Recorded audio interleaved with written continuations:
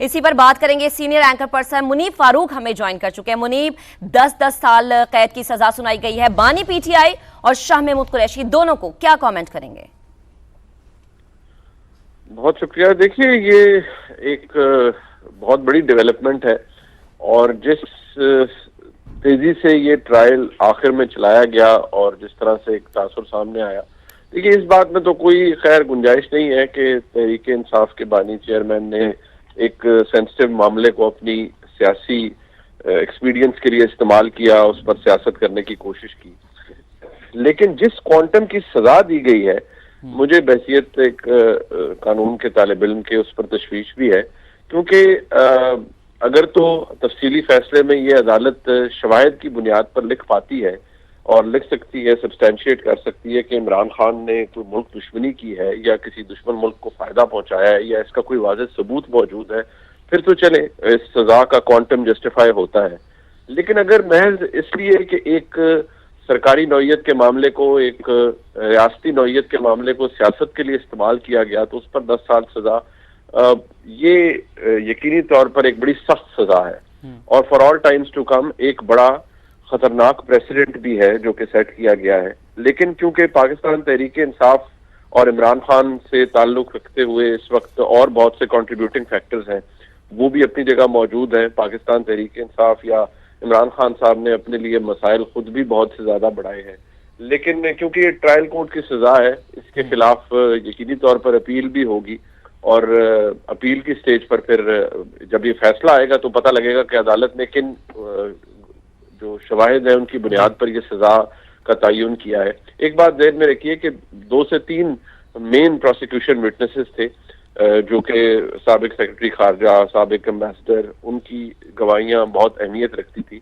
और उनमें एक ही चीज जो कि फोकल पॉइंट था वो ये था कि इमरान खान साहब ने इस पूरे मामले के अंदर जो चीज नहीं थी उसको खुद इन्वॉल्व किया, यानी साजिश का एलिमेंट, उनकी हुकूमत के खिलाफ एक धमकी का एलिमेंट जो कि मौजूद नहीं था किसी भी तरह से उस साइफर के अंदर।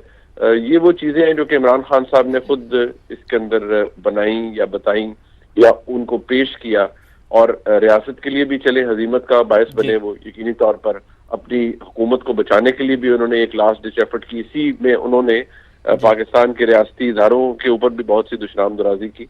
वो अपनी जगह मौजूद है और उसकी सजा जरूर होनी भी चाहिए, या वो एक बहुत बड़ा जुर्म भी है। लेकिन यहाँ मैं दोबारा कहूंगा कि अदालत के फैसले को, तफसीली फैसले को पढ़ने के बाद हम ये देख पाएंगे कि क्या जो तफसीली फैसले यानी कि मुनीब आपका कहना है कि तफसीली फैसले को पहले पढ़ा जाएगा, फिर इस पर जो है मजीद कमेंट हो सकता है। तलत हुसैन साहब ने भी हमें ज्वाइन किया। मुनीब, आप हमारे साथ मौजूद रहिएगा। तलत साहब, बहुत शुक्रिया ज्वाइन करने के लिए। सर, एक बड़ा फैसला है, बानी पीटीआई एक जानिब, शाह महमूद कुरैशी 10-10 साल की इनको कैद की सजा सुना दी गई है, क्या कमेंट करेंगे? देखें, इंसाफ होता है और इंसाफ को होते हुए नजर भी आना होता है। तो अगर आप इंसाफ होने की बात करें तो मेरा तो मुसलसल एक ही स्टैंड इसके ऊपर रहा है कि ये संजीदा मामला था और है। इमरान खान, शाह महमूद कुरैशी बिलखसूस, उन्होंने 3-4 मामलात तो बादी नजर में वाज़ेह अंदाज से वायलेट की।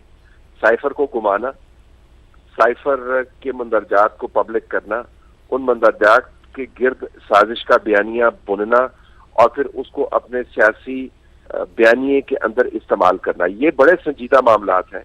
और इसके ऊपर तकनीकी एतबार से भी अगर आप देखें, ये भूल जाए कि इमरान खान है, शाह महमूद कुरैशी हैं, ये किसी भी शख्स के ऊपर लागू करेंगे तो वो काबिल गिरफ्त जुर्म बनता है। ये बाती नजर की बात कर रहा हूं, मैं कानूनी बात नहीं कर रहा, वो तो सामने आ गया।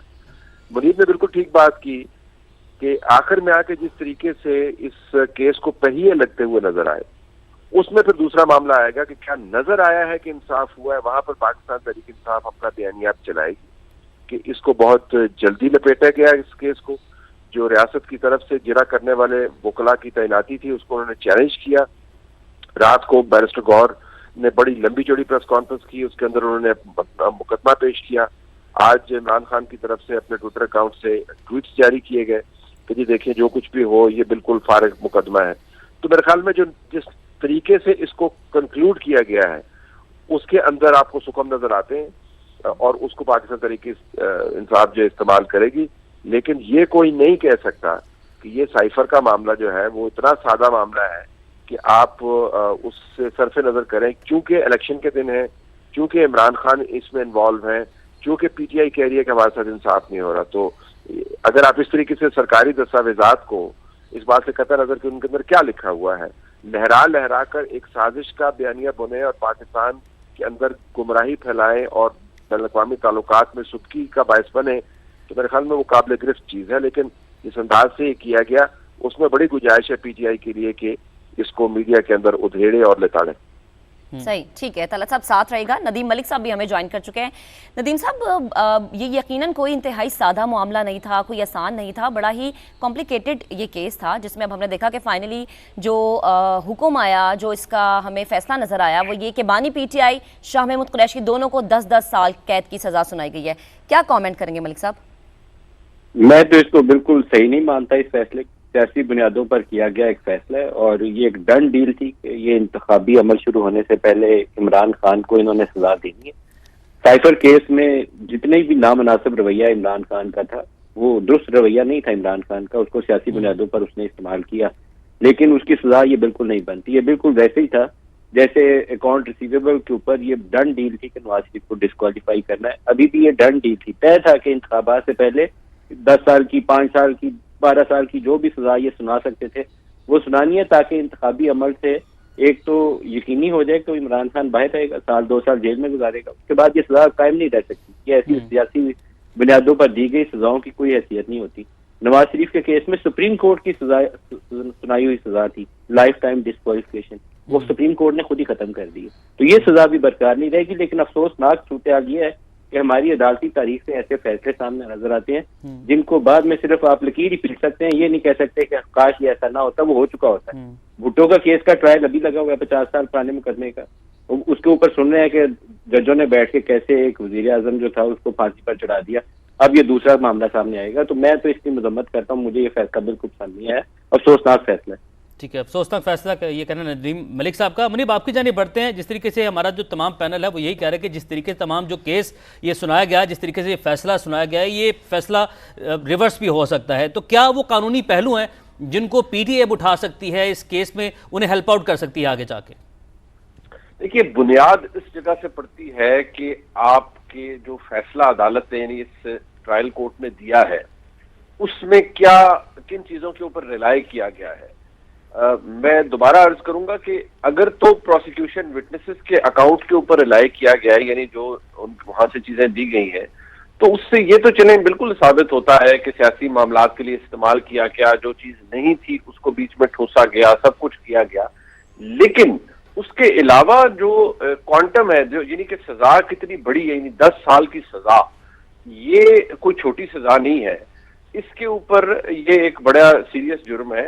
लग ये रहा था, मेरी दानियत में भी ये था कि यार चले बहुत भी आप करेंगे, 2 साल, 1.5-2 साल, 3 साल, इससे ज्यादा बनती नजर नहीं आ रही थी। लेकिन 10 साल की सजा इतनी ज्यादा सजा है। वैसे तो एक दिन के लिए भी किसी को पाबंद सलासत रखना या सजा देना बगैर जुर्म के गलत होता है, लेकिन चले यहाँ जुर्म साबित भी हो गया।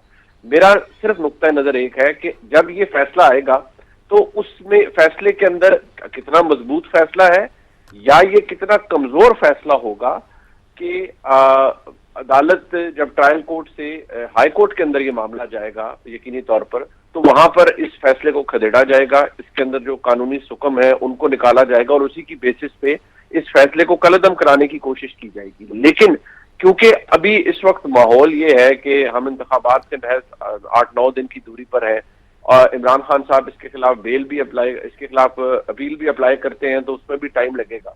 अब तो वो बेल भी इन्फेक्शस होगी क्योंकि इमरान खान साहब को सजा हो चुकी है और यहाँ पर अगर देखा जाए तो सजा के बाद एक और इम्पैक्ट आता है, वो है डिस्क्वालिफिकेशन का। ये डबल डिस्क्वालिफिकेशन है जो कि इमरान खान की हो चुकी है।